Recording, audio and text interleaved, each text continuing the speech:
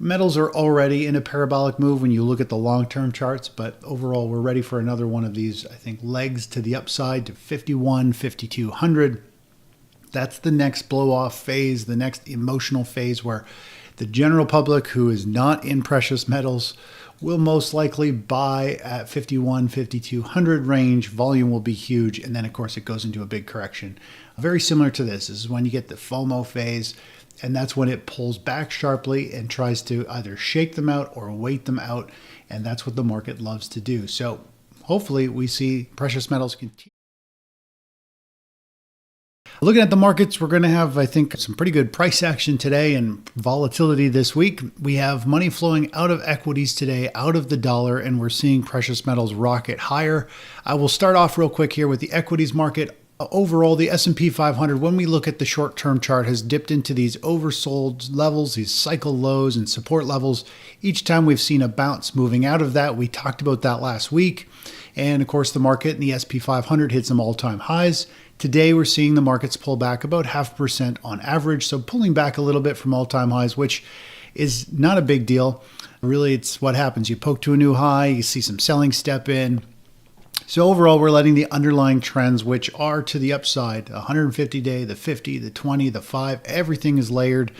The trend is still up, and really we just ride this market to all-time highs. No matter how bearish we may be on the future, we continue to be long and ride this market higher with a game plan for when and if things turn around. The US dollar is showing signs of fatigue after a sharp rally into resistance. Following a classic breakout and squeeze, the dollar index stalled near historically significant levels and has now begun to pull back. This retracement aligns with typical technical behavior, where markets pause and reset after testing major thresholds. A move toward mid-range support would not be unusual and could even set the stage for another advance later. For now, the decline signals easing financial conditions and opens the door for strength in alternative assets. Now, if we take a look at the dollar, we're seeing a sharp pullback. You can see on the daily chart here, we got a sharp pullback. It definitely had a pop and a breakout and a squeeze higher right into resistance, short-term resistance level here. I'm not sure where that falls on the Fibonacci level.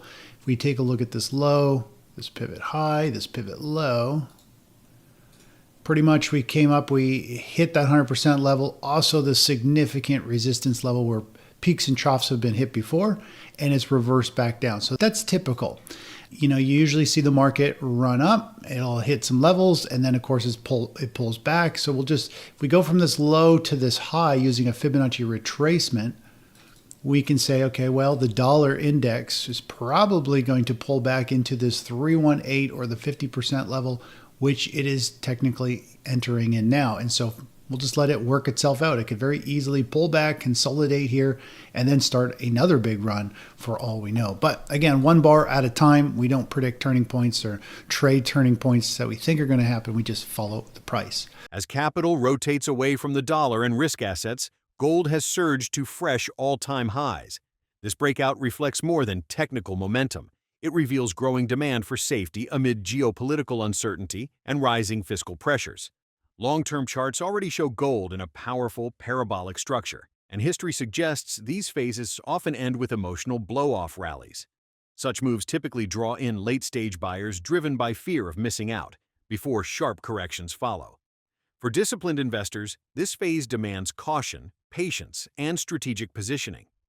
So the big move with dollar down today and money flowing out of stocks, it is looking for safety and it is piling into metals. Gold up 2.6%, breaking out to all-time highs again. We are long gold. Pretty exciting to see it push up, and we've been talking about how we could see a very big parabolic move. Metals are already in a parabolic move when you look at the long-term charts, but overall we're ready for another one of these, I think, legs to the upside to 51, 5200. That's the next blow-off phase, the next emotional phase where the general public who is not in precious metals will most likely buy at 51, 5200 range. Volume will be huge, and then of course it goes into a big correction. Very similar to this. This is when you get the FOMO phase, and that's when it pulls back sharply and tries to either shake them out or wait them out, and that's what the market loves to do. So hopefully we see precious metals continue to rocket higher, and we're long metals, and that's what we want. If we take a look at silver, up 7.5%, breaking to new all-time highs, picking up speed again. We've talked about how silver has that potential. It's got the volatility, which is always a warning sign, but we're in a strong uptrend and we're in a bubble parabolic phase, and we just continue to ride that until the bubble bursts. And our upside target potentially is 106 for silver. At the rate that it's moving, it could be there very quickly. All very exciting stuff for anybody who holds physical metals and precious metals on the side, outside of our other strategies. It is definitely an exciting time. Again, this blow-off phase in the metals is a huge warning of all kinds of things slowly brewing, that we're going to have some global reset. There's a lot of things happening between currencies and countries and governments and all kinds of stuff being overthrown around the world. So there's definitely this chaos. And that is the sign that there's going to be some big changes and big asset swings. Silver is outperforming once again, displaying the explosive volatility that defines its bull markets. Beyond speculation, silver's strength is increasingly tied to structural demand from energy transition technologies, electronics, and AI infrastructure. While its price action is aggressive and risky, the broader trend remains decisively upward. Parabolic advances in silver tend to move faster and end more abruptly than gold. This makes timing and risk management critical. Still, for holders of physical silver, the current environment represents one of the most dynamic phases in decades. If we look at energies really quick, we've got oil. It's had a nice pop over the past couple of sessions. It's kind of broken through these highs. It's squeezed to the upside. Just look, at this point, it's just a reaction high. The overall trends are down. And unless there's, obviously war, some crazy news, I see oil probably just getting sold back into. It's kind of like one of these moves here where we see the market kind of break a little bit of a high. You get a pop and a squeeze up. It breaks a little bit of a high, you get a pop and squeeze up. Usually it's followed by some big selling. And of course, we've had that little pop and squeeze. It could, continue to go back down. And we've got that 55, 56 level line in the sand. If it breaks down, we're going to see a very precipitous fall. And I feel like it still might drag out. This oil could still trade sideways or have a bigger bounce for a while. I think the breakdown will probably be around or just before some bad economic data and saying that, hey, the economy's slowing or something's brewing to the downside of slowing. And then, of course, we'll see probably oil. Oil will probably break down first. Usually you see commodities and stocks move first, and then bad economic data follows.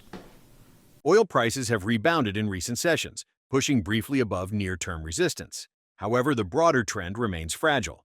These short-term spikes often occur ahead of renewed selling, especially when driven by positioning rather than fundamentals. Energy markets frequently act as early warning systems for economic slowdowns. Historically, commodities and equities tend to move first, with negative economic data arriving later. If growth expectations deteriorate, oil may be among the first assets to reflect that shift, potentially breaking sharply lower as demand assumptions reset. Or news. Quick look over at the chart of bonds. They do carry a bearish chart pattern. Again, in the long, big picture here, bonds are in a very strong downtrend. At best, they are still in a basing, a stage one, which is stage one is not a time to really be too excited about trading. Overall, you could say this is an ABC correction, and it could be trying to find a bottom here to start another big move. But the fact that the long-term trend is down, the market has been trading sideways here for years. This looks pretty bearish to me. We could see this potentially go for a swan dive and have a very big precipitous fall back down to the lower end of this range somewhere over here. So I'm not a big fan of bonds at this point.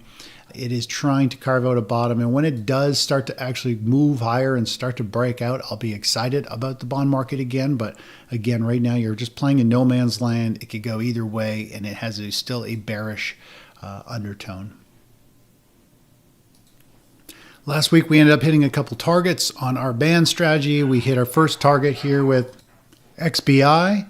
And we also hit a target in OIH as these trades continue to unfold and mature and the market moves.